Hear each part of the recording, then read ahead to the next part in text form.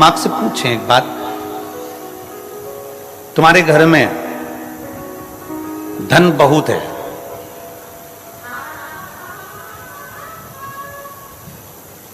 तुम्हारे घर में सोफा सेट भी लगा हुआ है, तुम्हारे घर में संपदा भी बहुत है, तुम्हारे घर में टीवी फ्रिज सब कुछ है, सारा सुख है, पूरा सुख तुम्हारे घर के अंदर है, दुकान भी अच्छी है, घर भी अच्छा है, 2 मंजिल का 3 मंजिल का सब बना, और पति खूब दारू पिए, खूब गाली दे, दिन रात नशे में धुत रहे, तो मेरी जीजियों से पूछना है, ईमानदारी से बोलो वो घर किसी काम का है? जम के तो बोलो जरा। नहीं। वो सोफा सेट किसी काम का है? वो धन और दौलत किसी काम की है? घर में सोफा सेट है, डाइनिंग सेट है, हीरे का सेट है, सोने का सेट है, चांदी का सेट है, बर्तन का सेट है, और आदमी अपसेट है, तो वो सेट किसी काम का नहीं है महाराज। वो सेट किस काम का? उस सेट की कोई मूलता नहीं, उस सेट की कोई महत्वता नहीं, उस सेट की कोई प्रधानता नहीं।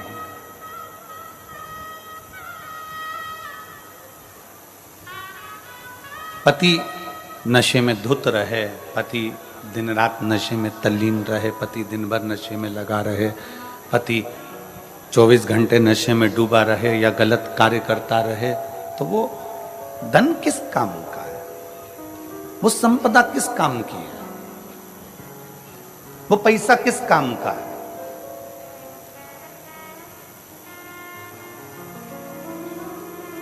उस धन की कोई मूलता नहीं। हमने भिलाई की कथा में एक बात कही थी, श्रीमती कौशल्या देवी सहाय जी यहां पर बैठी हुई हैं।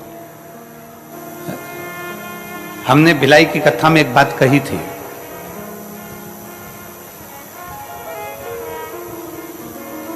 कि भारत की भूमि का कोई ऐसा मुख्यमंत्री नहीं है जिनकी धर्मपत्नी कथा बैठकर सुनती हो। केवल छत्तीसगढ़ शासन के मुख्यमंत्री जी ऐसे हैं जिनकी धर्मपत्नी कथा में बैठती है। और मैं इनको बहुत बहुत धन्यवाद भी देता रहता हूं कि आपको साधुवाद है। और पूरी टीवियां खोलकर देखना, दिन भर कथा आती है, प्रत्येक प्रदेश की आती है, प्रत्येक देश की आती है, पर कहीं पर कोई आपको नहीं मिलेगा। पर शंकर के प्रति जो इनका विश्वास है, दोनों धर्मपत्नी, पति और पत्नी दोनों का, माननीय मुख्यमंत्री जी का भी और माननीय मैडम, जो विश्वास शिव के प्रति है,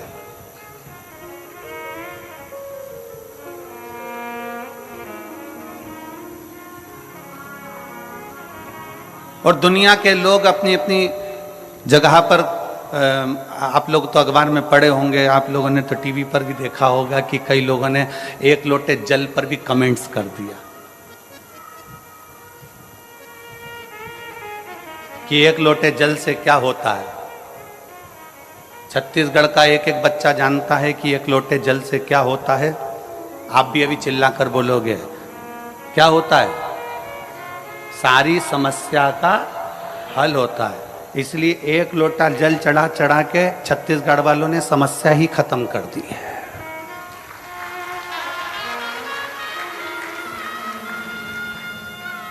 छत्तीसगढ़ वालों ने 1 लोटा जल चढ़ा चढ़ा के समस्या खत्म कर दी। इसलिए अब लोगों को लग रहा है जगह जगह जाकर कर रहे हैं जल चढ़ाने से क्या होगा, क्या होगा, क्या होगा। उनको चिल्ला कर कहना चाहिए सारी समस्या का हल लोटा जल। 1 लोटा जल चढ़ा, इसलिए समस्या पूरी खल्लास, समस्या पूरी समाप्त। भीतर से शिव भक्ति को जागृत करिए, भीतर से शंकर के प्रति भक्ति को जागृत करिए। खेत में काम करो ना। कल पत्र पढ़ा था, पत्र में था वो खेत 1 एकड़ जमीन थी उसकी और खेत में जाकर थोड़ा सा जल छींटता था, शंकर जी पे चढ़ा हुआ जल चढ़ाता, अपना काम में लग जाता, छोटी सी दुकान करता, धीरे धीरे धीरे धीरे देव एकदम किसी की फाइल अगर मोटी है ना तो उसको निपटाने में थोड़ा समय लगता है, पर मेरा शंकर को थोड़ा समय लग सकता है तुम्हारे दुख को मिटाने में, तुम्हारी तकलीफ को मिटाने में। डीले कम करो।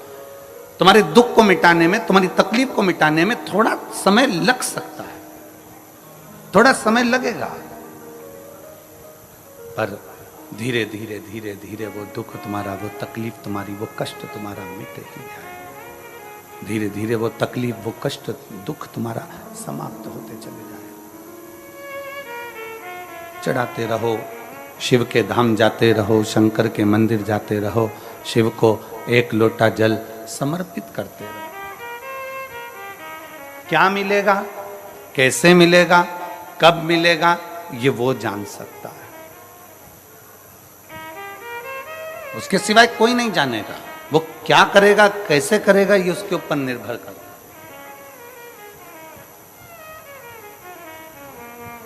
और पतंग उड़े आकाश माने, डोर थारा हाथ मां।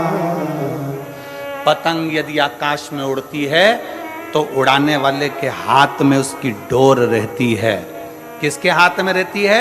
उड़ाने वाले के हाथ में उसकी पतंग की डोर उड़ाने वाले के हाथ में रहती है। उसी तरह शंकर को जल चढ़ाने वाले की डोर शंकर के हाथ में रहती है। वो कहां उड़ाता है, कैसे उड़ाता है, वो वही जान सकता है।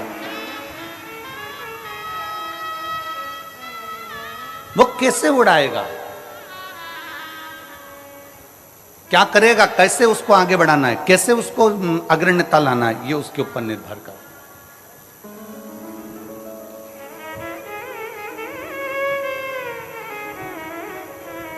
शिव महापुराण की एक बात बड़ी सुंदर है कि कर्म मत छोड़ो, मेहनत मत छोड़ो, कर्म करते रहो, मेहनत करते रहो, खेती करते रहो, दुकान चलाते रहो, नौकरी करते रहो, व्यापार करते रहो, व्यवसाय करते रहो, कर्म करते रहो।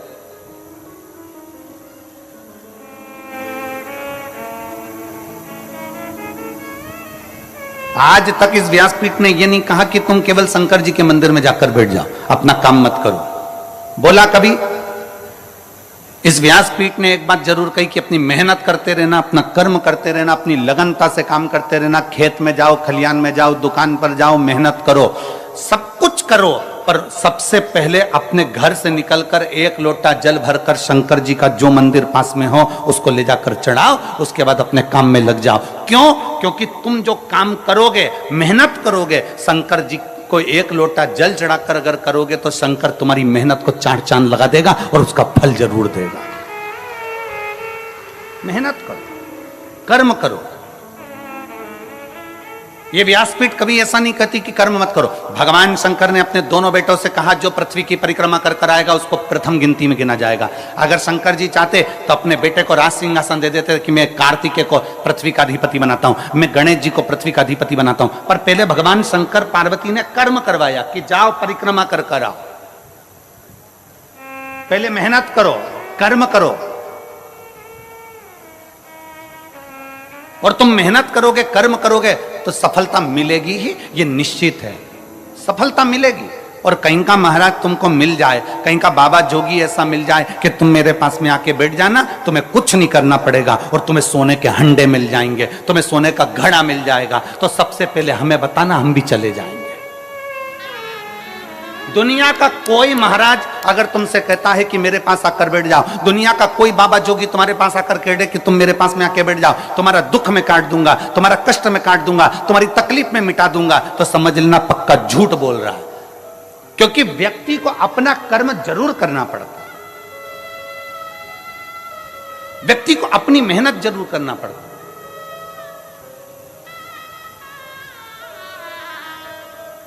अब हम आपसे पूछें, आप सब अपना अपना गांव छोड़कर, नगर छोड़कर, घर छोड़कर बहुत दूर गाड़ियां खड़ी करवा दी और पैदल चलकर कथा के पंडाल में पहुंचे। मेहनत करी कि नहीं करी? कर्म करा कि नहीं करा? कर्म करा तो यहां तक पहुंचे। पहुंचे हो कथा मिल रही है, पहुंचे हो तो कथा श्रवण कर रहे हो, मिल रही है। तो ये अंदाजा लगा कर रखना, अगर तुम कथा तक आए हो तो एक ना एक दिन मेरा शंकर भी तुम्हारे दरवाजे तक जरूर आएगा। आपकी लगनता से, आपके कर्म से, आपकी मेहनत से मेरा शिव आपके नजदीक पहुंचता है। भगवान शंकर ने गणेश जी से यह नहीं कहा कि तू बैठ जा सिंहासन पर। भगवान शंकर ने षडानंद कार्तिकेय जी से यह नहीं कहा कि तू बैठ जा सिंहासन पर। भगवान शंकर ने कहा जो पृथ्वी की परिक्रमा कर कर आएगा उसको प्रथम गिनती में गिना जाएगा, उसी को स्थान मिलेगा जो मेहनत कर रहा है, उसी को स्थान मिलेगा जो परिश्रम कर रहा है। जो मेहनत ही ना करे, परिश्रम ही ना करे तो क्या मतलब? बिना मेहनत के कैसे आगे बढ़ेगा?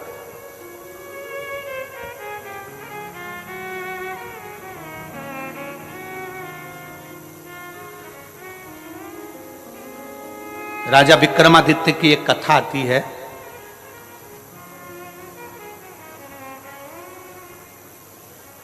कि राजा विक्रमादित्य एक बार बहुत सारे ब्राह्मणों को, संतों को भोजन के लिए बुला लिया। संत ब्राह्मण भोजन करे और विक्रमादित्य ने पूछ लिया कि दुनिया का सबसे बड़ा दानी कौन है, दुनिया का सबसे बड़ा दानदाता कौन है। जितने ब्राह्मण बैठे थे सबने कह दिया दुनिया का सबसे बड़ा दानी राजा विक्रमादित्य है। दुनिया का सबसे बड़ा दानदाता राजा विक्रमादित्य है, अवंती का नरेश है। एक ब्राह्मण बैठा था, एक संत बैठा था, वो मुंह उतार कर बैठ गया। उसने नहीं कहा कि दुनिया का सबसे बड़ा दानी राजा विक्रमादित्य है, ये वो बोला ही नहीं, उसने नहीं बोला। दुनिया का सबसे बड़ा दानदाता राजा विक्रमादित्य है, ये वो बोला ही नहीं, उसके मुख से शब्द नहीं निकला, आवाज नहीं निकली।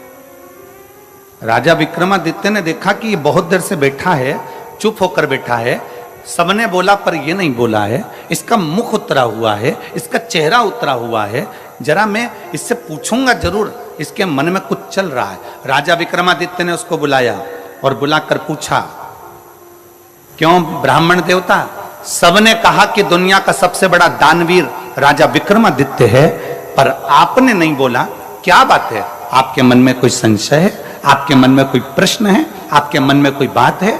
बताओ जरा, क्या बात है? क्या संशय है? क्या विचार है आपका? राजा विक्रमादित्य की बात सुनी तो ब्राह्मण को लगा अगर मैं बोल दूंगा, राजा के पक्ष की बात बोलूंगा तो मुझे इनाम मिलेगा, पर राजा के विपक्ष की बात बोलूंगा तो मुझे मृत्युदंड मिल सकता। अगर मैं राजा के विपक्ष का बोल दूं और राजा को बोल दूं कि आप सबसे बड़े दानी नहीं हो, तो हो सकता है मुझे मृत्युदंड मिल जाए, हो सकता है कि मुझे मृत्युदंड मिले। नहीं नहीं महाराज, ऐसी कोई बात नहीं है। राजा विक्रमादित्य ने कहा, नहीं महाराज, आप ब्राह्मण होकर झूठ नहीं बोल सकते। अगर ब्राह्मण होकर झूठ बोल रहे हो तो यह श्रेष्ठता नहीं है तुम्हारी।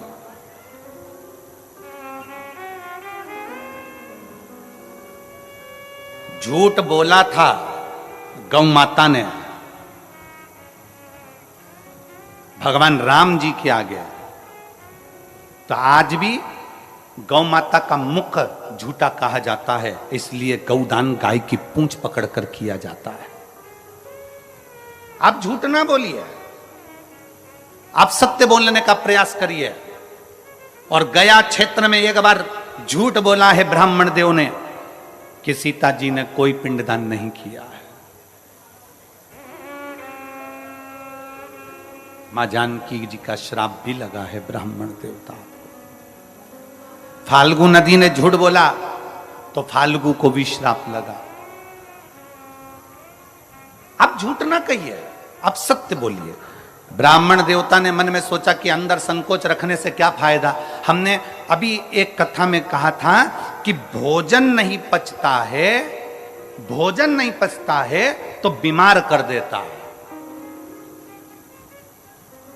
भोजन नहीं पचा तो बीमार कर देगा।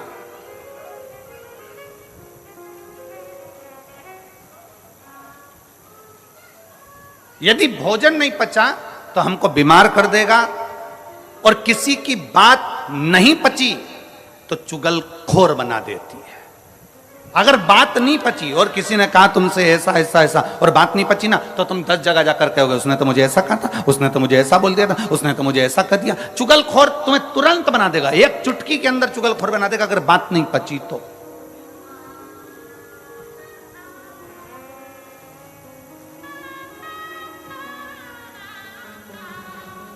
धन नहीं पचा तो तुम्हें अहंकारी बना देगा।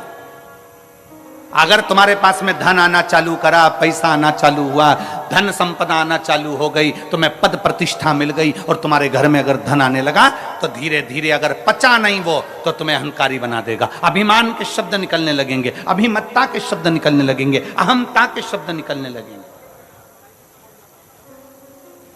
अभिमत्ता के शब्द निकलने लगेंगे। भोजन नहीं पचा बीमार कर देगा, बात नहीं पची चुगलखोर बना देगी, और धन वैभव सत्ता नहीं पची तो तुम्हें अहंकारी बना देगी। अभिमत्ता अहम तुम्हें प्रदान कर देगा, अहंकार।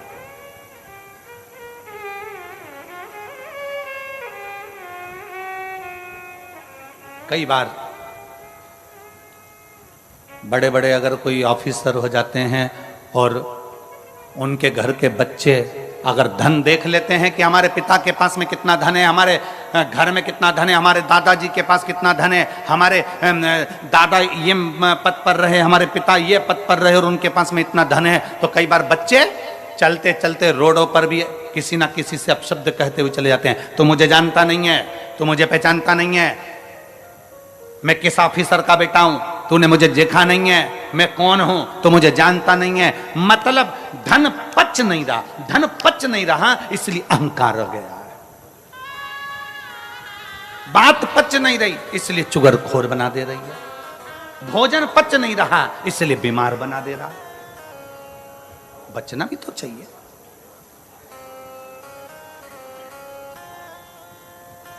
भोजन पचेगा तो कभी बीमार नहीं होगे, बात पचेगी तो कभी चुगलखोर नहीं होगे, धन पचेगा तो कभी अहंकारी नहीं होगे। पचाना सीखो, पचाना सीखो।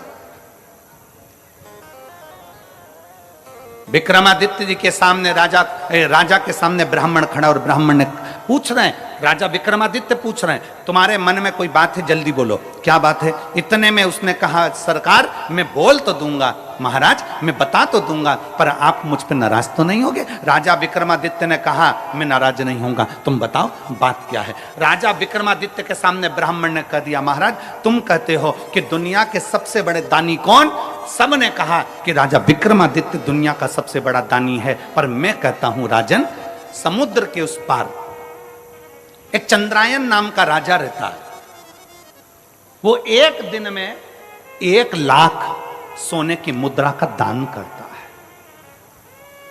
एक दिन में जब तक वो 1 लाख सोने की मुद्रा का दान ना कर दे तब तक ना वो अन्न ग्रहण करता है ना वो पानी पीता है।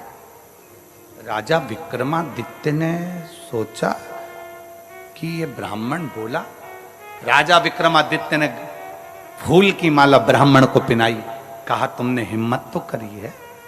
जैसे कल वो बेटी ने प्रश्न लिखकर भेजे तो हमको अच्छा लगा, इसलिए हमने उस बेटी को यहां बुलाया कि कम से कम बेटी ने हिम्मत तो करी है, बोलने की सामर्थ्यता तो रखी है, लिखने की सामर्थ्यता तो रखी है। केवल सहे जाओ सहे जाओ सहे जाओ वो श्रेष्ठता नहीं है, थोड़ा बोलने की भी दम चाहिए, थोड़ा लिखने की भी सामर्थ्यता चाहिए। कम से कम उस बेटी ने लिखने की सामर्थ्यता तो करी, इसलिए उस बेटी को बुलाकर कल हमने बेलपत्र दी कि तुमने पत्र में प्रश्न अच्छे लिखे। ए गुरुजी,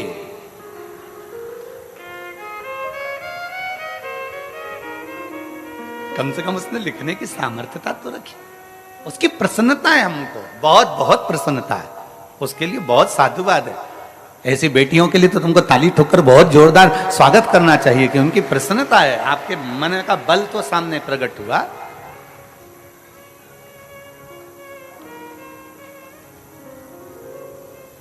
ये भीतर की प्रबलता है उसकी। राजा ने माला मंगवाई, ब्राह्मण के गले में पहनाई कि तुमने बोलने की सामर्थ्यता तो रखी। राजा को रात भर नींद नहीं आई, रात भर, कि ऐसा कौन सा राजा है जो 1 लाख सोने की मुद्रा रोज देता है, उसके बाद भोजन करता है, पानी पीता है, जरा मैं पता तो करूं। राजा ने आधी रात को एक सेवक के कपड़े पहने और राजा समुद्र के पार चला गया। समुद्र के पार जाकर राजा उस राजा चंद्रायन के पास पहुंचा और वहां के द्वारपालों से विनती करी कि मुझे राजा से मिलना है। राजा से मिले, बताया नहीं कि मैं राजा विक्रमादित्य अवंतिका नरेश हूं। जाकर कहा महाराज मैं अवंतिका नरेश हूं, ये नहीं कहा, ये नहीं बोल, कुछ नहीं बोल। जाकर कहा महाराज मुझे आपके यहां काम की जरूरत है, आप मुझे काम पर रख लेंगे क्या? मुझे यहां काम पर रख लेंगे, मुझे यहां काम दे देंगे आप?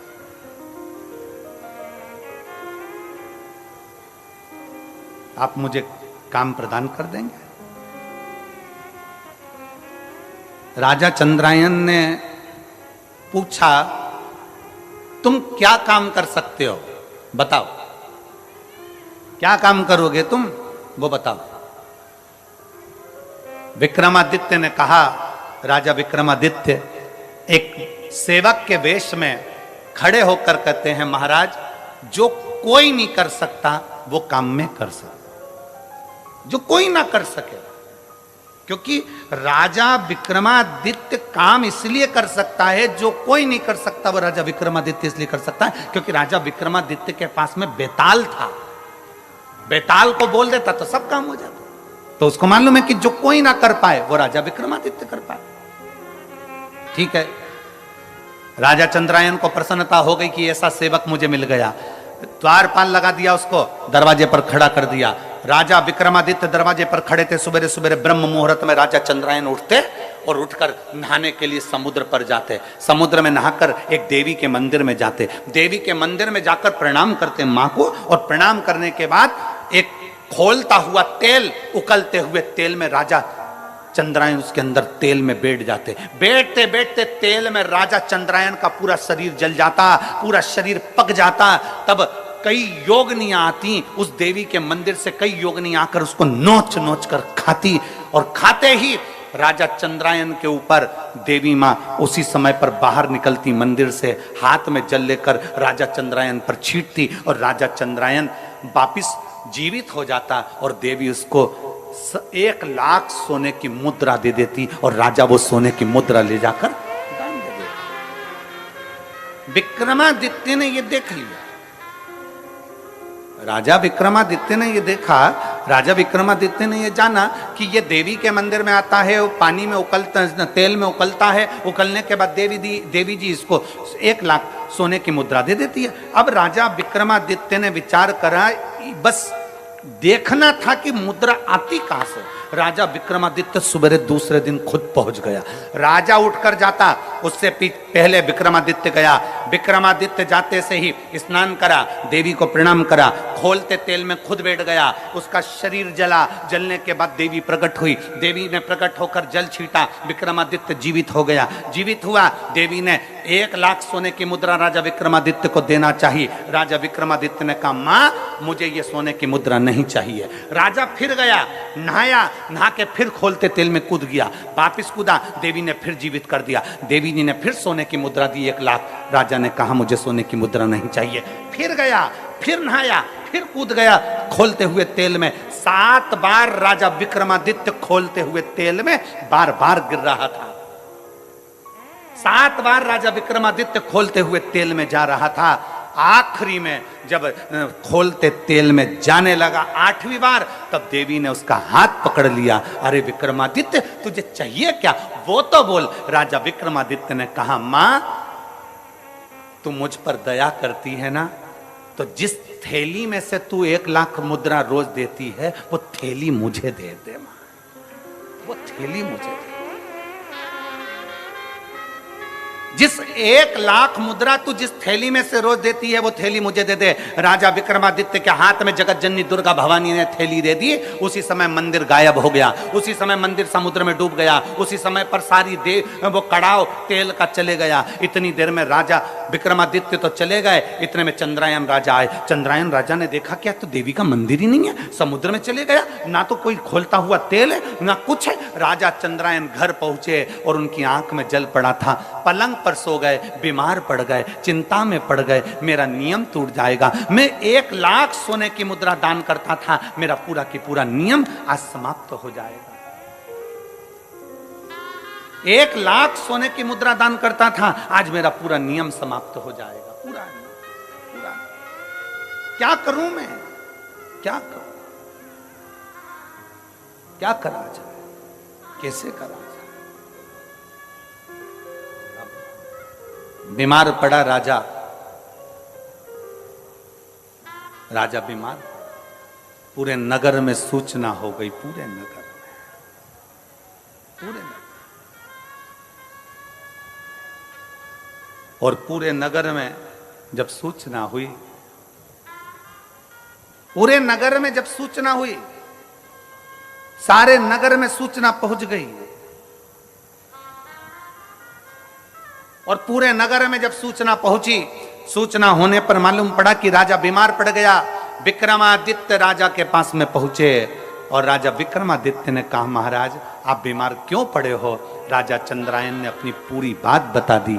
विक्रमादित्य ने कहा, महाराज बीमार मत होइए, ये सोने की थैली लीजिए, रोज 1,00,000 मुद्रा इसमें से निकाल लीजिए, दान कर दीजिए।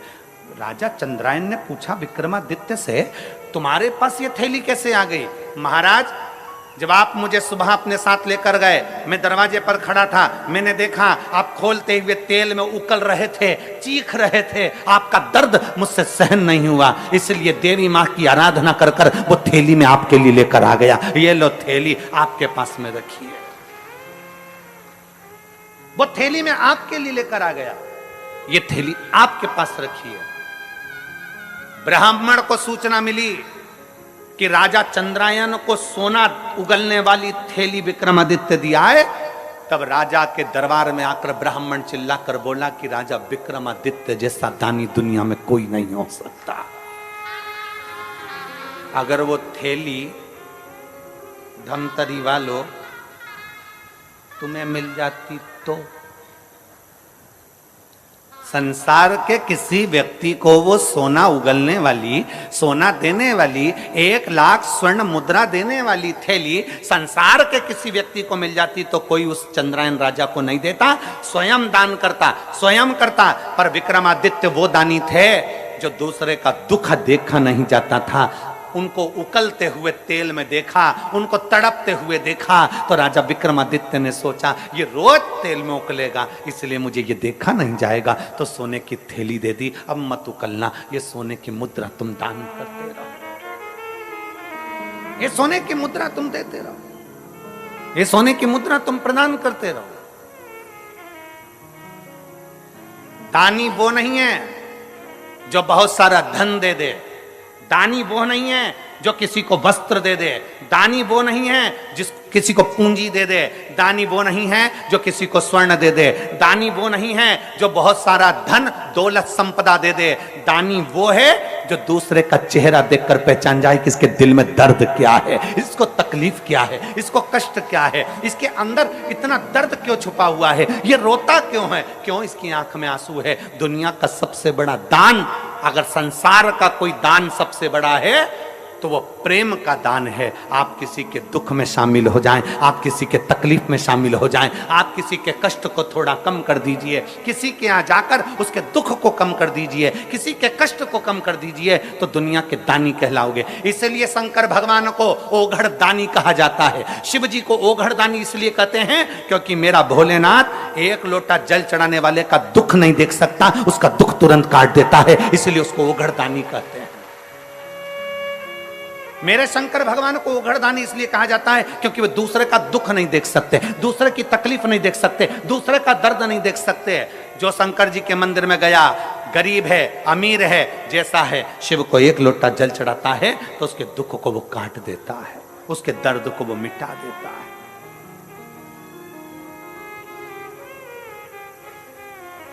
ओघरदानी है वो, दुनिया का श्रेष्ठ। किसी के जीवन के दुख को समाप्त करना, बस निवेदन एक ही है, अपने कर्म के साथ, अपनी मेहनत के साथ, अपनी लगनता के साथ शंकर के मंदिर में जाइए, अपनी मेहनत के साथ अपनी खेती पर काम करिए, अपनी मेहनत के साथ अपनी दुकान पर काम करिए, अपनी मेहनत के साथ अपनी ड्यूटी करिए, और मेहनत का फल भोलेनाथ देगा, एक लोटे जल के साथ जरूर देगा। आप उसको जल समर्पित करते रहिए। कई लोग कहते गुरुजी, एक पत्र है देखिए,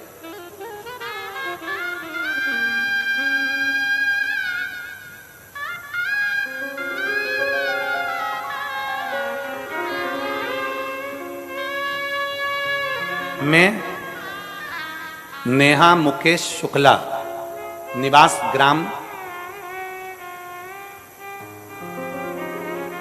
मावली पारा, तहसील सरोना, जिला कांकेर की निवासी हूं। कहीं बैठी हैं तो हाथ हिला सकती हैं। अगर कहीं बैठी हो, मैं नेहा मुकेश शुक्ला, निवास ग्राम मावली पारा, तहसील सरोना, जिला कांकेर की निवासी हूं। कहीं बैठी हो तो हाथ हिला सकती हैं। अगर कहीं बैठी हो तो हाथ हिला सकती हैं। महाराज जी, 2012 में मेरी शादी हुई। 10 वर्ष निकल चुके थे, 11वां वर्ष चल रहा था महाराज जी, पर मेरे घर में संतान का सुख नहीं था। हमारे यहां संतान नहीं थी। गुरुदेव, 10 वर्ष तक 3 बार डॉक्टरों के कहने पर हमने IVF करवाया। 3 बार हमने डॉक्टरों के कहने पर IVF करवाया, और 3 बार डॉक्टरों के कहने पर जब IVF के माध्यम से भी संतान प्राप्त करना चाहते थे, लेकिन असफल रहे।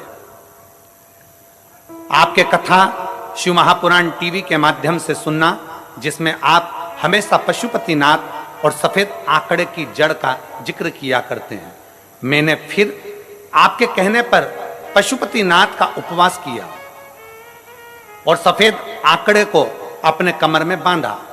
फिर भी असफलता ही हुई, लेकिन शिव में अटूट विश्वास के कारण मैंने फिर एक बार पशुपति व्रत किया, जिसमें मुझे संतान प्राप्त हुआ।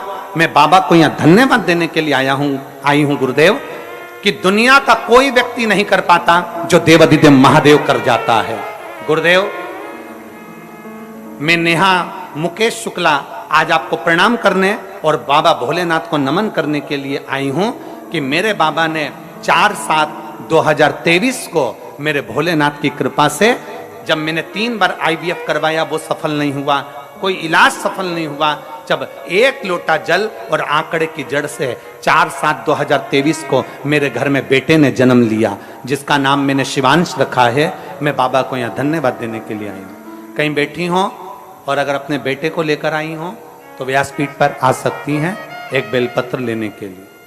अगर कहीं बैठी हो तो बेटे को लेकर आ सकती हैं। एक लाइन अच्छी लिखी है, आप और हम गुनगुनाते हैं। भोलेनाथ दया करना,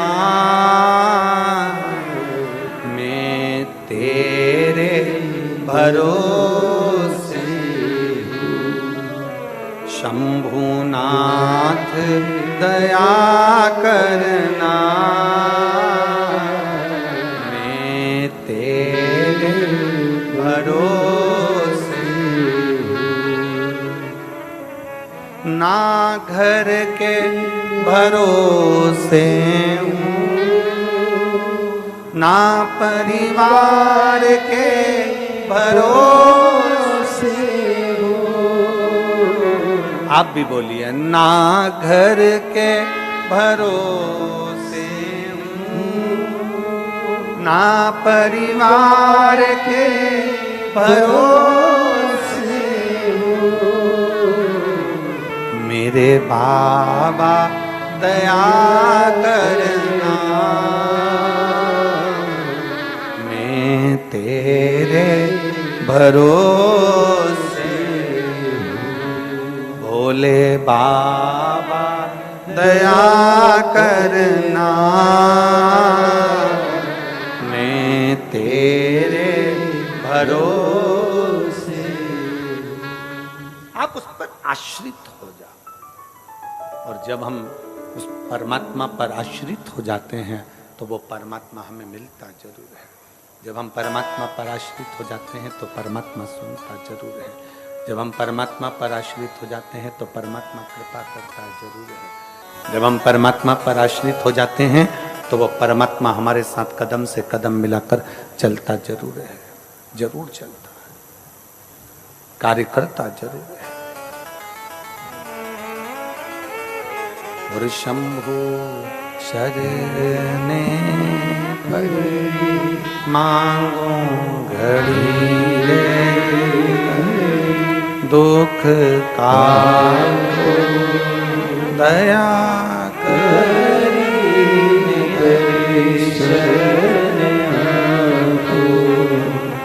कृपा क्यों ना करे। आप उस पर आश्रित हो जाओ पूर्ण भरोसे के साथ, पूर्ण श्रद्धा के साथ। और जब पूर्ण श्रद्धा पूर्ण भरोसे के साथ जब हम आश्रित होंगे, पूर्ण श्रद्धा पूर्ण भरोसे के साथ जब हम आश्रित होंगे, तो क्यों ना सुनेगा वो। प्रेशर बढ़ाओ, प्रेशर। पूर्ण श्रद्धा पूर्ण विश्वास के साथ क्यों ना सुनेगा।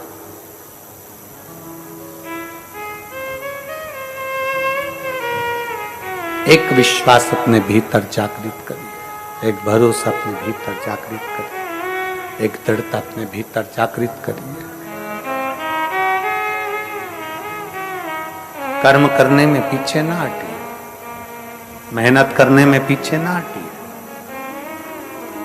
कल एक बेटी से मिलना हुआ, प्रसाद बना रही थी, वो अपने माता वगैरह के साथ आई थी।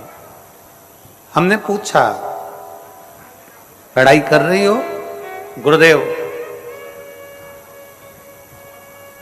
एक बार मैंने प्रयास करा कंपटीशन एग्जाम का, 2 बार प्रयास किया, फिर मैंने छोड़ दिया। अब मैं एग्जाम वगैरह नहीं दे रहा। मैंने कहा ठीक है।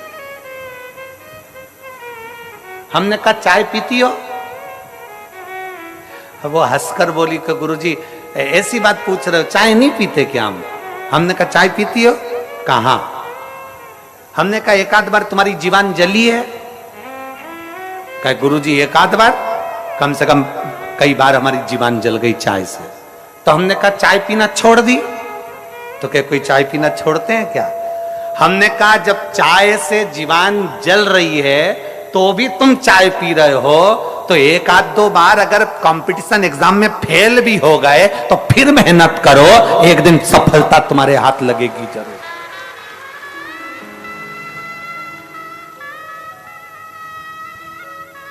कितने लोग हैं यहां जिनकी चाय पीने से जीवान जली होगी? बोलो जली कि नहीं जली? 1-2 बार तो जली होगी जो चाय पीते होंगे। हम तो पीते भी नहीं, तो हम बोले भी काहे को? चाय पीने से जीवान जल रही है पर हम चाय नहीं छोड़ते, फिर धीरे धीरे पीते हैं, फूंक मार कर पीते हैं, ठंडा कर कर पीते हैं, और आखिरी में चाय पीना हमने छोड़ा नहीं। एक बार कंपटीशन एग्जाम में बैठे, फेल हो गए। एक बार एग्जाम दिया, फेल हो गए। एक बार तकलीफ आई, फेल हो गए। कोई बात नहीं, हिम्मत मत हारना। चाय पीना नहीं छोड़ रहे तो हम मेहनत करना कैसे छोड़ दें? फिर एग्जाम दो, फिर कंपटीशन एग्जाम में बैठो, फिर मेहनत करो, और जब बार बार मेहनत करोगे तो एक दिन मंजिल तक पहुंच ही जाओगे, सफलता तुम्हारा कदम चूमेगी। कौन कहता है भगवान आते नहीं, कोई उसको शबरी की तरह बुलाते नहीं। कौन कहता है भगवान आते नहीं, कोई उसको प्रेमवश बुलाता नहीं। उसको बुलाने के लिए तुम्हारा प्रेम जागृत चाहिए। प्रेशर बढ़ाओ, प्रेशर। उसको बुलाने के लिए तुम्हारा प्रेम जागृत चाहिए, जागृत। सफलता तुम्हारे सम्मुख में होगी, सफलता तुम्हारे सामने होगी। अपना परिश्रम पूरा करिए, अपनी मेहनत पूरी करिए। शिव कथा कर रही है, ब्रह्मा जी और भगवान विष्णु ने मिलकर मंथन किया एक पर्वत का। उस पर्वत में से खंभ प्रकट हुआ अग्नि का। उस अग्नि के खंभ में भगवान शंकर के शिवलिंग की आकृति प्रकट हुई।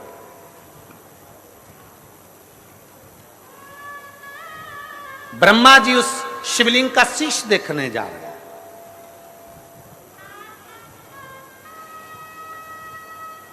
भगवान नारायण उसका चरण देखने जा रहे हैं। ब्रह्मा जी शीश देखने जा रहे हैं, नारायण चरण देखने जा रहे हैं। नारायण को चरण नहीं मिले, वापिस आ गए। ब्रह्मा जी ऊपर जाते जाते गौ माता को लिया, केतकी के पुष्प को लिया, केतकी का पुष्प लेकर आ गए। केतकी का पुष्प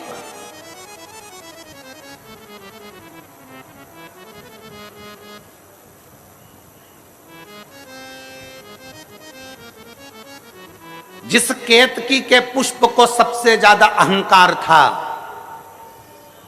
जितनी चीजों को अहंकार होता है शंकर उसको स्वीकार नहीं करते। शंकर भगवान उसको स्वीकार नहीं करते। कामदेव को अहंकार था, कामदेव को अहंकार था कि मैं सबकी समाधि को तोड़ सकता हूं। कामदेव का अहंकार था कि मैं बड़ा सुंदर हूं। रति के पति कामदेव अपने आप को कहते हैं कि मेरी सुंदरता बड़ी प्रबल है। शंकर नेत्र खोलकर उस कामदेव को जलाकर भस्म कर देते हैं। चंद्र को अहंकार था सुंदरता का, काया का रोग हो जाता है और चंद्र उसको मस्तक पर स्वीकार कर लेते हैं। गंगा को अहंकार था कि मुझ में वो वेग है कि पृथ्वी पर कोई मुझे झेल नहीं सकता। शंकर भगवान से भागीरथ जी ने कहा कि गंगा पृथ्वी पर आए। गंगा पृथ्वी किसके लिए आई? गंगा गंगा या मृत्यु लोक में आई किसके लिए? कि पुत्र सगर के तारे, राजा सागर, राजा सागर,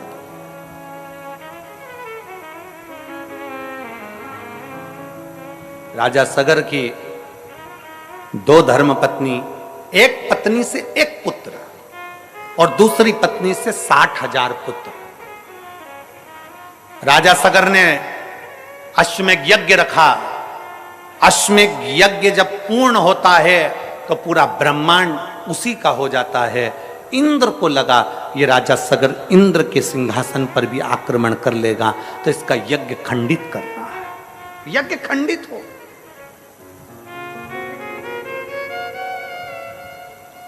आपकी अगर कोई प्रतिज्ञा होती है ना, उस प्रतिज्ञा को अगर कोई खंडित करता है तो समझ लो कि खुद देवता आगे रहकर खंडित करवा रहा है। कहीं ये उस लेवल तक ना पहुंच जाए। इस जैसे इस बेटी ने लिखा, इस बेटी ने लिखा कि गुरुदेव मैंने एक बार पशुपतिनाथ का व्रत किया, एक बार सफेद आंकड़े की जड़ को बांधा, एक बार मैंने सफेद आंकड़े की जड़ का प्रयोग करा, मेरा नहीं हुआ, गर्भ नहीं ठहरा। 10 साल तक जब गर्भ नहीं ठहरा मैंने दूसरी बार फिर पशुपति व्रत करा। अर्थात आप जब कोई चीज पाना चाहते हो, आप कुछ अच्छा करना चाहते हो तो भगवान भी आपकी बहुत परीक्षा लेता है। एक बार पशुपति व्रत करा नहीं हुआ, 2 बार पशुपति व्रत करा नहीं हुआ, एक बार सफेद आंकड़े की जड़ बांधी, उतने में हताश हो गए कि हमने तो एक बार बांध के देख ली, हमने 2 बार बांध के देख ली, हमारा तो गर्भ ही नहीं ठहरा, हमने तो सियोर वाले महाराज की कथा 3-4 बार सुन के देख ली, हमारा तो गर्भ ही नहीं ठहरा, हमारा तो ये काम नहीं हुआ, हमारा तो वो काम नहीं हुआ। कभी कभी विचार करो, हिम्मत नहीं हारना है, प्रयास करते रहना है। एक बार अगर सफेद आंकड़े की जड़ बांधी है, दूसरी बार फिर बांधो, तीसरी बार फिर बांधो, थोड़ी थोड़ी महीने 2 महीने में प्रयास करते रहो, देगा वो। उसके दरवाजे से कोई खाली नहीं जाता। यहां इतने बैठे हो ना, 3 महीने के अंदर मेरा बाबा देवाधिदेव महादेव तुम्हारी झोली में क्या डालेगा ये वही जान सकता है।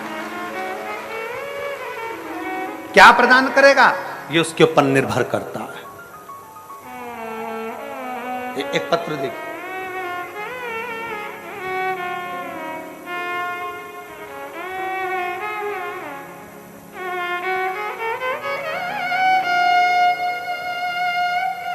बाबा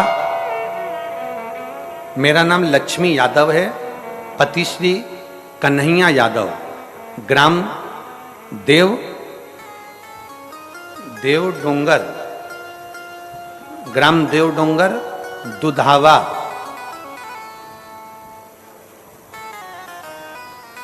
सामतरा, सरोना तहसील सरोना, जिला कांकेर, छत्तीसगढ़ के रहने वाली हैं। कहीं बैठी हो तो हाथ हिला सकती हैं। आप ही हैं? ऐसा हाथ हिला देगा। श्री शिवाय नमस्तुभ्यं। बच्चा आया है साथ में? क्लोज करिए जरा कैमरा। हाँ ठीक है, ले आइए, आ जाओ, ले आओ। सरोना जिला कांकेर, छत्तीसगढ़ की रहने वाली हूं गुरुदेव। मैं पशुपतिनाथ के व्रत का क्या वर्णन करूं गुरुदेव। शादी के बाद कई साल निकल गए पर हमारे घर में बच्चा नहीं हुआ गुरुदेव। हमारे को कई लोग कुछ ना कुछ कहते रहते थे। मेरी घर के, चाहे मेरी चाची हो, चाहे मेरे घर के लोग हों, सब मुझसे कहते थे तू इतना पूजन पाठ करती है तो भी तू बांझ की बांझी है, तेरे घर में औलाद तक नहीं है। क्या फायदा ऐसी पूजन करने से गुरुदेव। हम लोग जिस क्षेत्र में रहते हैं ना गुरुदेव, दुनिया के लोग कहते हैं कि पूजन से क्या फायदा होता है, लोग ऐसा बता बता कर दूसरे धर्म की ओर ले जाते हैं गुरुदेव। हमारे रिश्तेदार हमसे कहते थे तू इतनी पूजन करती है कौन सा फायदा, कथा सुनती है कौन सा फायदा, तेरे यहां औलाद नहीं हो सकती।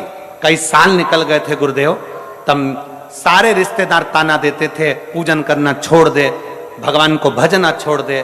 तब आपकी कथा पहली बार टीवी पर सुनी गुरुदेव, और उस कथा को दिल से लगा लिया।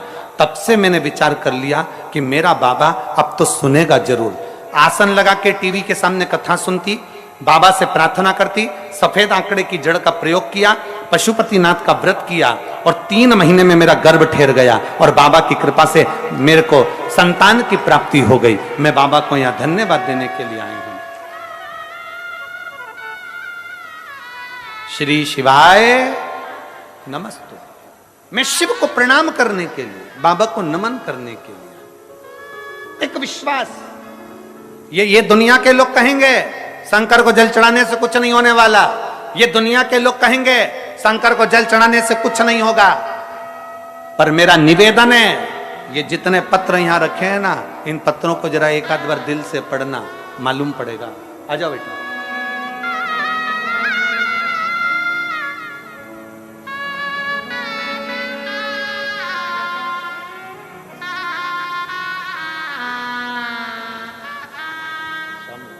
बधाई हो बेटा, बहुत बहुत।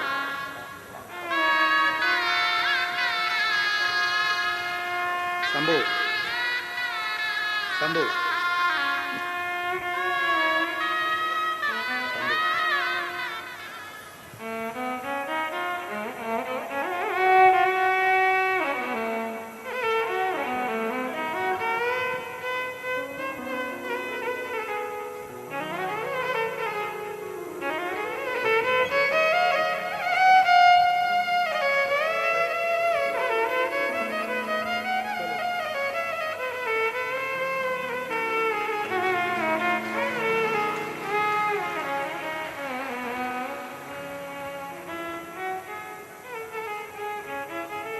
एक विश्वास अपने भीतर प्रकट है।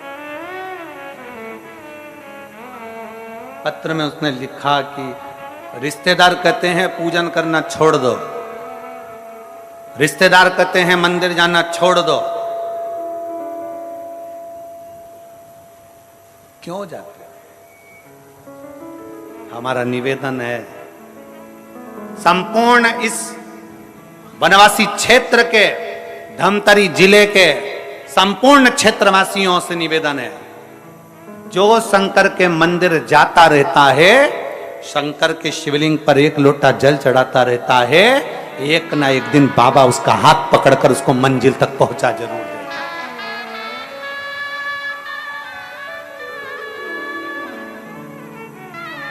कहेंगे लोग, बहुत कहेंगे, बहुत। अब तो दुनिया के लोग अब तो बड़े बड़े जो चले गए ना, बड़े बड़े पद पर बैठे थे, अब जिनके नाम के आगे भूत लग गया उनको भी तकलीफ हो रही। एक लोटा जल से क्या होगा? क्या होगा एक लोटे जल से? हमारा निवेदन है, अगर तुम चढ़ाते रहते तो तुम्हें मालूम पड़ता कि एक लोटा जल क्या कर सकता है। एक लोटा जल क्या कर सकता है? एक लोटे जल में कितना बल होता है, एक लोटे जल में कितना तत्व होता है। कभी आप सब लोग मोबाइल चलाते हो, यूट्यूब पर सर्च करिएगा, गूगल पर सर्च करिएगा, फेसबुक पे सर्च करिएगा कि गिलास के जल में और लोटे के जल में क्या अंतर होता है। गिलास का जल पीने से पेट में कितनी बीमारी आती है और लोटे का जल पीने से पेट की कितनी बीमारी जाती है, जरा नेट पर सर्च करिएगा। मत मानो आप शिव पुराण की, मत मानो आप वेद और पुराण की। आज के विज्ञान से जुड़ो और आज के साइंस से जुड़ो। साइंस और विज्ञान की बात निकालिए कि लोटे के जल में ऐसा क्या हो जाता है कि लोटे का जल पीने वाले की सारे पेट की बीमारियां समाप्त हो जाती है। लोटे का जल में ऐसा क्या हो जाता है कि लोटे का जल पीने वाले की सारी तकलीफें समाप्त हो जाती है। आप मत मानो शिव पुराण की बात, आप मत मानो वेद और पुराण की बात, आप तो विज्ञान की बात मानो, आप साइंस की बात मानो और विज्ञान और साइंस को उठाओ और देखो कि गिलास के जल में और लोटे के जल में कितना पावर है।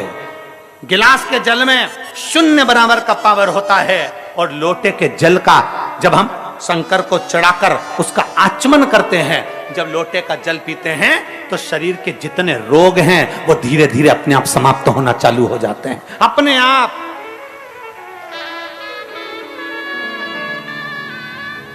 आजकल वैज्ञानिक का युग है, साइंस का युग है, तो निकालो ना अपना अपना मोबाइल खोलो और खोल कर देख लो, गूगल में सर्च करो, फेसबुक पे सर्च करो, निकालो उसमें कि लोटे के जल से होता क्या है, गिलास के जल से होता क्या है, गिलास का जल क्यों नहीं पीना चाहिए। शंकर भगवान को जब लोटे का जल चढ़ता है तो उसका आचमन करने से हमारी कितनी बीमारियां चली जाती है। पेट का ऐसा कौन सा रोग है, क्यों कहते हैं हम कि भगवान शंकर को चढ़े हुए जल का आचमन करो। कई लोगों की गांठें समाप्त हो गई, किसी की बच्चेदानी की गठान समाप्त हो गई, किसी की कोई गठान समाप्त हो गई। क्यों?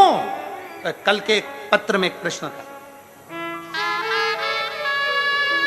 कल के पत्र में एक बहुत सुंदर बात थी। देखिए ये कल के पत्र में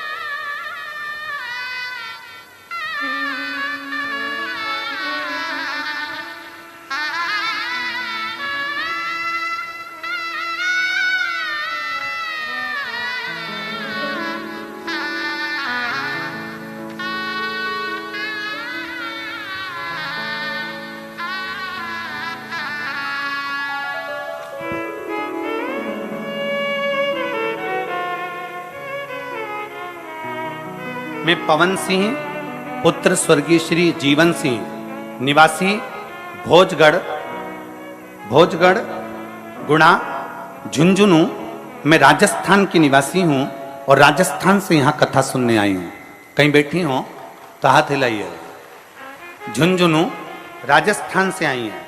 पवन सिंह पुत्र स्वर्गीय श्री जीवन सिंह निवासी भोजगढ़ गुंडा झुंझुनू राजस्थान। कहीं बैठी हो तो हाथ हिला सकती हैं। जिनका मोबाइल नंबर ये है। पत्र को आप लोग एलईडी पर पढ़ सकते हैं, आस्था चैनल पर पढ़ सकते हैं। अगर कहीं बैठी हो तो हाथ हिला सकती हैं। मैं झुंझुनू राजस्थान की निवासी हूं। गुरुदेव, भगवान शिव पर चढ़ाए गए जल की महिमा का मैं क्या गुणगान करूं। आप लोग आस्था चैनल पर और एलईडी पर पत्र को पढ़िएगा। गुरुदेव, भगवान शिव पर चढ़ाए गए जल की महत्ता का मैं गुणगान करूं। आपके बताए हुए अनुसार हमारी माता जी के मुंह में सफेद छाले हो गए थे। हमने उसको कई जगह दिखाया, आराम नहीं आया, क्योंकि वो छाले साधारण नहीं थे। वो छाले कोई साधारण नहीं थे, आराम नहीं आया। फिर उनको हम जयपुर में प्राइवेट अस्पताल में दिखाने ले गए, जांच कराई तो उनको दलक शुगर बताया और भी बीमारियों को दर्शाया गया। पर हमको थोड़ा सा दुख हुआ। डॉक्टर ने सलाह दी कि आप दवाइयां लें। हमने दवाइयां ली, पर वो छाले समाप्त नहीं हुए, दिक्कत बढ़ती चली गई। खाने पीने में अब पूर्ण तरह से उनका खाना पीना बंद हो गया। तब किसी ने कहा, पड़ोसन कहती है, शिव मंदिर में जाओ, एक लोटा जल चढ़ाओ, उस लोटे का जल लाकर शंकर का चढ़ाया हुआ जल मां को देना प्रारंभ करो। हमने लोटे का जल चढ़ाकर मां को देना प्रारंभ करा। अब हमारी माता को आराम लग गया और उन्होंने भोजन करना प्रारंभ कर दिया। अब वो ठीक है। मैं बाबा को यहाँ धन्यवाद देने के लिए आया। ये शिव तत्व है, ये औघड़ी है, ये शंभु है। ये कल के पत्र में था, नहीं है, कल के पत्र में था। अगर कहीं बैठी हो तो बेलपत्र के लिए आ सकती है। एक शिव तत्व अपने भीतर होना चाहिए। शिव महापुराण की कथा कहती है, डॉक्टर शंकर का एक रूप है। डॉक्टर शंकर का एक रूप है। जब शरीर में कष्ट आए तो सबसे पहले डॉक्टर के पास जाना चाहिए, क्योंकि शिव का रूप डॉक्टर है। शरीर में कष्ट हो, डॉक्टर के पास जाओ, जांच का बोले जांच कराओ, जो बोले वो करो, पर साथ में इलाज के साथ शंकर को एक लोटा जल चढ़ाते रहो, क्योंकि डॉक्टर भी आखिरी में कह देता है कि अब इनको दुआ की जरूरत है, तो वो दुआ हमको चाहिए।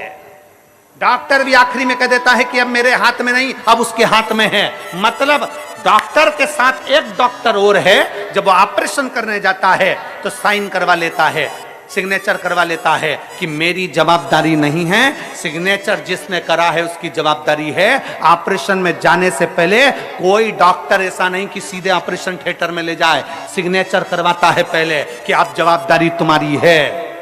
ये ठीक है नहीं है? डॉक्टर शंकर का एक रूप है। सबसे पहले डॉक्टर को चेकअप कराओ, और चेकअप कराने के बाद डॉक्टर जैसा बोले वैसी दवाई खाओ, पर उसके साथ में शंकर पर भरोसा करते हुए चलो, तो तुम्हारा कार्य सफल जरूर होगा। ऐसा नहीं कि केवल जल पर आश्रित हो गए, नहीं, शंकर का रूप है डॉक्टर, इसलिए उस पर भी आश्रित हो। शिव का रूप है डॉक्टर, उस पर भी आश्रित हो। और जब दवाई शरीर में ना लगे तब कौन से महादेव का नाम लेना है? जम के बोलो, जम के, कुंद कैश्वर। कुंद कैश्वर महादेव का नाम लेकर डॉक्टर की दवाई को खुद खाओ, पर भगवान का नाम लेकर, कुंद कैश्वर महादेव का नाम लेकर। डॉक्टर दवाई लिखा है, उस दवाई को हमें खाना है, पर कुंद कैश्वर के नाम से खाओ, शरीर को लगेगी। क्यों ना लगे?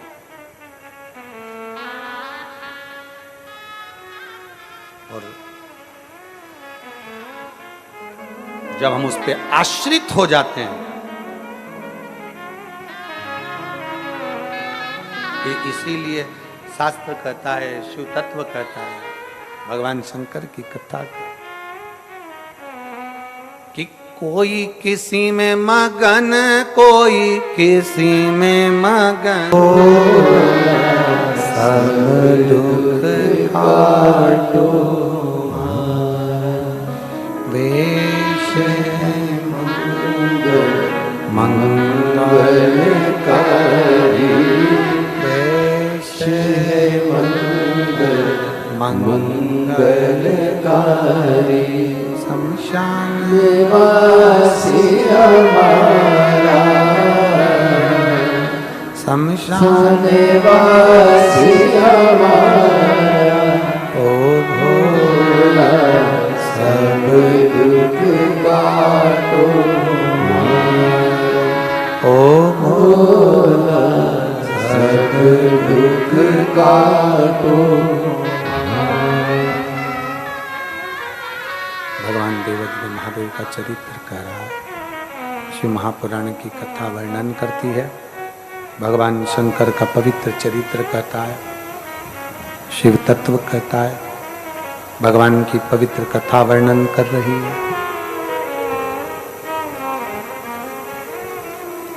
एक विश्वास अपने भीतर रखकर शिव की शरणागति ग्रहण करो।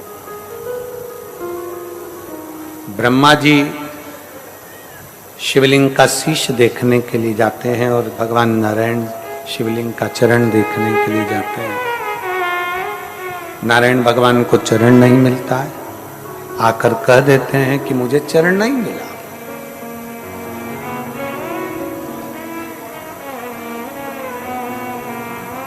ब्रह्मा जी एक केतकी के पुष्प को लेकर आ गए और एक माता को साथ में लेकर आकर सामने लाकर खड़ा कर लिया उन्होंने। दोनों को सम्मुख मिलाकर खड़ा करा। नारायण भगवान पूछे, ब्रह्मदेव क्या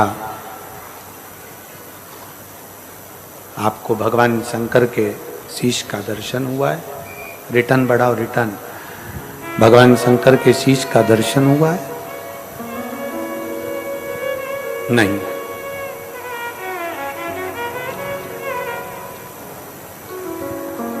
ब्रह्मा जी पहले तो सत्य बोल रहे थे, पर उन्होंने देखा कि मेरे पास में केतकी का फूल है और गौ माता है, तो उन्होंने सत्य को नकारते हुए झूठ को पकड़ लिया।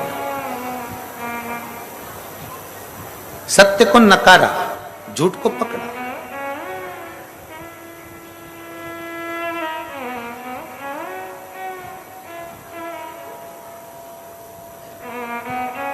भगवान नारायण ने तो एक ही शब्द में सत्य कह दिया, इसलिए शंकर जी ने उनका नाम सत्य नारायण रख दिया। बोल सत्यनारायण भगवान की। एक शब्द में सत्य बोला, इसलिए नाम सत्य नारायण। घर घर में सत्यनारायण भगवान की कथा होती है। इधर हमको ये धमतरी जिले का तो नहीं मालूम, होती है इधर भी? हाँ ठीक है, होना चाहिए।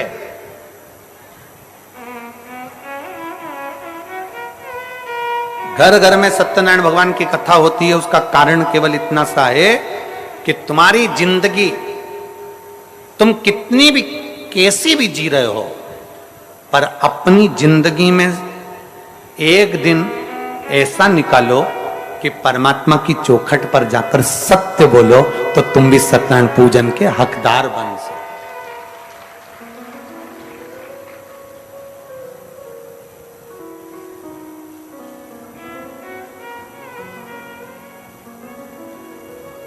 जितने पानी बांटने वाले हैं, मेरा आपसे करबद्ध निवेदन है, ये सब छांव में बैठे हैं, इनको पानी की जरूरत नहीं है। बोलो जी जी जरूरत है क्या तुमको? जो धूप में बैठे हैं ना 4-4 घंटे से, पानी आप उनको दीजिए। मेरा करबद्ध निवेदन है आप सबसे।